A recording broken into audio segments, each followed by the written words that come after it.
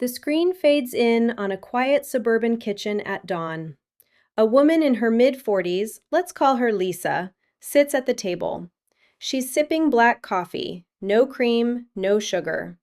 Her phone shows a banking app. $47,312 in savings. She smiles faintly, proud, responsible. She's been clipping coupons, skipping vacations, driving the same 12-year-old car.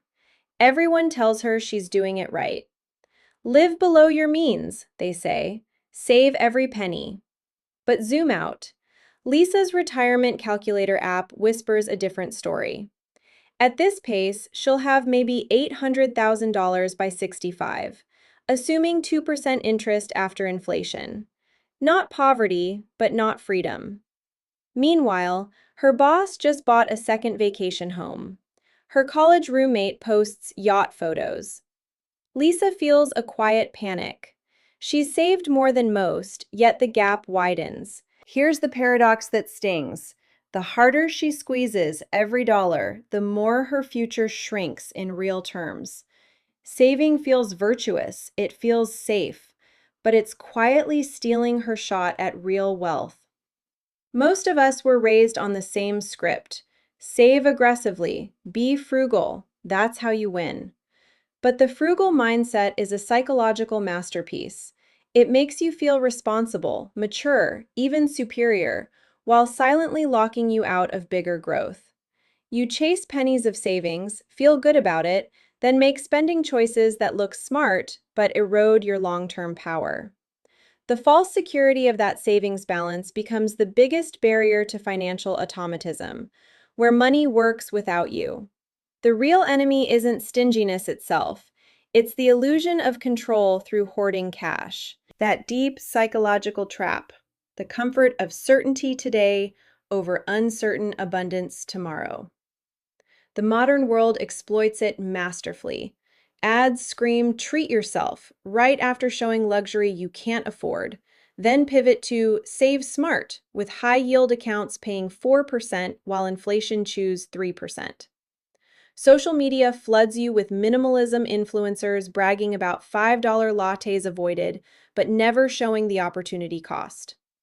Schools teach budgeting, not asset allocation.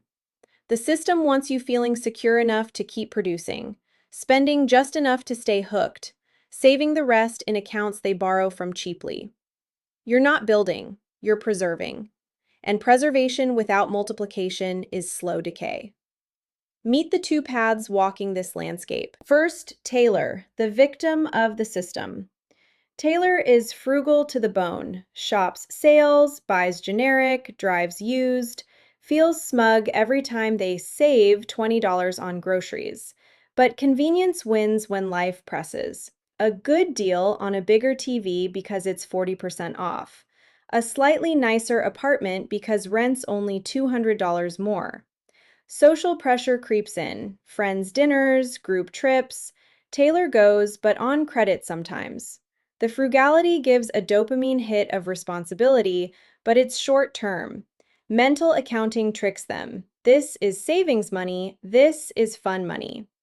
Over years, lifestyle inflates quietly. Savings grow, but barely outpace rising costs.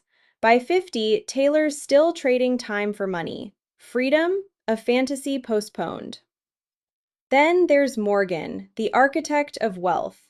Morgan lives simply too, but not for the sake of frugality, for leverage.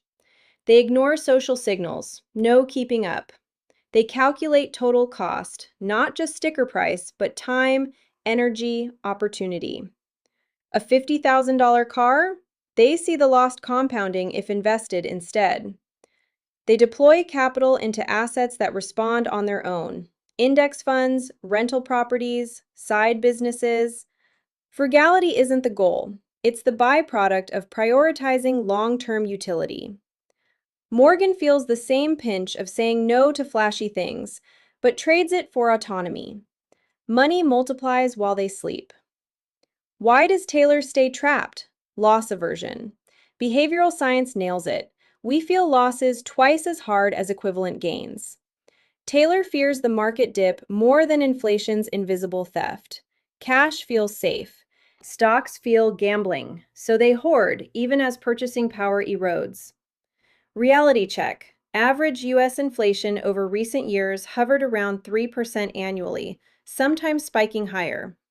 A savings account at 4 to 5%? After taxes and inflation, real return barely positive or negative. Your secure pile buys less every year. Truth bomb. Frugality feels like winning small battles, but you're losing the war. Every penny saved in a low growth spot is a penny not compounding at 7 to 10% in assets. Taylor doubles down. Hedonic adaptation kicks in. They adapt to the deprivation mindset. A raise comes, expenses rise to match. Bigger phone plan, better streaming bundle. I deserve it after all this saving. But the treadmill speeds up, happiness resets. The frugal high fades fast, but the missed growth lingers. Morgan sidesteps this. They merge mental accounts. No sacred savings bucket separate from investment. Every dollar gets judged. Does it serve consumption or accumulation? They optimize for total life cost. Cheap tools that break fast? No. Quality that lasts and frees time? Yes. That time gets reinvested into skills, networks, assets. Shift. The frugal mindset sells security, but security without growth is stagnation. True security comes from assets that inflate with or ahead of the world. Taylor's trap deepens with short-term survival bias. We're wired for immediate threats, hunter-gatherer brains. Modern life exploits it. Flash sales trigger urgency. Limited time. Credit offers instant gratification. Taylor grabs deals, feels clever. But each save distracts from bigger moves. A $200 bargain phone upgrade? Opportunity cost. $200 invested at 8% over 30 years grows to over $2,000. Small frugalities feel big. Their absence feels invisible. Reality check. Median net worth for Americans in their 40s hovers around $100,000 to $150,000, depending on the survey, despite decades of responsible saving for many. Average household debt? Over $100,000, much from lifestyle creep masked as smart spending. The frugal crowd often ends up here too, because saving alone doesn't scale. Truth bomb. Banks love frugal savers. Your steady deposits are cheap capital they lend at 7 to 10%. You get crumbs, they build empires. Let's make it personal. Picture David, archetype A in action. 38, software engineer. Saves 25% religiously. Generic everything. No vacations. Feels virtuous. But car needs repairs, dips into savings, rebuilds slowly, inflation hits 4 to 5% some years. His balance grows nominally, but real value stalls. Social feeds show colleagues investing in crypto, real estate. David thinks too risky, stays put. By 55, he's got a solid nest egg, maybe $400,000, but costs have doubled. Retirement? Tight. He sacrificed experiences, time, growth for a number that doesn't deliver freedom. Contrast with Elena, archetype B, same job, similar income, lives modestly but redirects savings aggressively, buys broad market ETFs monthly, starts a small online side gig, ignores trends, focuses on utility, tools that save hours, investments that compound. At 55, portfolio hits $1.5 million plus passive income streams. She travels light but on her terms. Autonomy earned. The difference? Psychological mechanics. Loss aversion keeps David in cash. Mental accounting silos his money.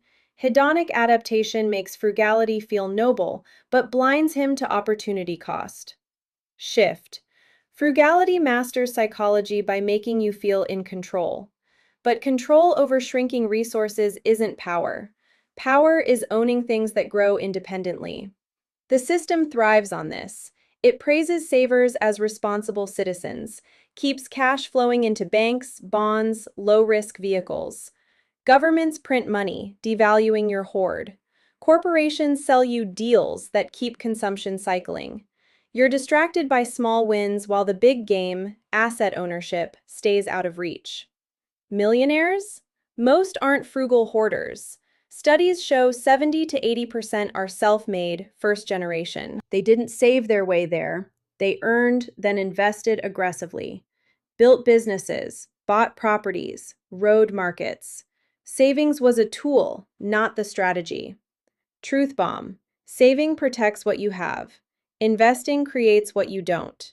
One defends a shrinking pie, the other expands it. Taylor might protest, but I need safety. Fair. Emergencies happen.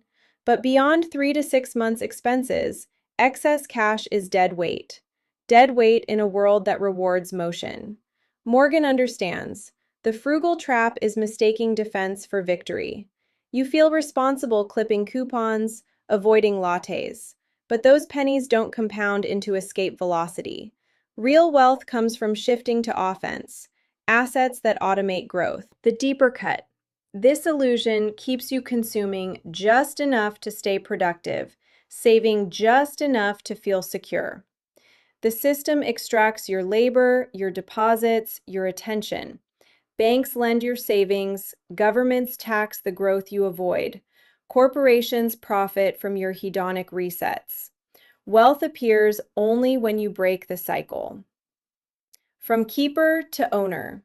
From frugal consumer to strategic accumulator. Assets, stocks, real estate, businesses respond on their own.